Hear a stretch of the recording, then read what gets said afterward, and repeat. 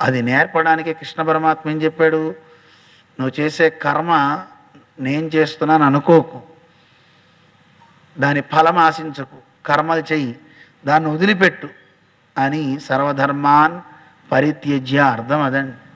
ఆ వదిలి తనని పట్టుకోవాలి, భగవంతుడిని పట్టుకోవాలి, ఆయనే నాకు రక్షకుడు అని పట్టుకోవాలి.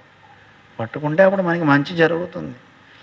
ఆయన మన పాపాలు ఎన్నున్నా తీసేస్తానంటున్నాడు, విడుదల చేస్తానంటున్నాడు, ఆనందాన్ని ఇస్తానంటున్నాడు. అంతకంటే గొప్ప మాట ఎవరు చెప్పగలుగుతారు చెప్పండి? ఏమండి? ఈ మాట మనకి చెప్పిన దైవం మన స్వామి నారాయణుడు, కృష్ణుడుగా రాముడుగా చెప్పాడు. అందుకే మనకి కృష్ణావతారం చాలా సౌలభ్యము, వాత్సల్యము ఇవన్నీ చూపినటువంటి ఒక గొప్ప అవతారం అన్నమాట. అందుకే ఆ స్వామి చాలా గొప్పగా మనం చెప్పుకుంటూ ఆయన ఆశ్రయిస్తుంటాం.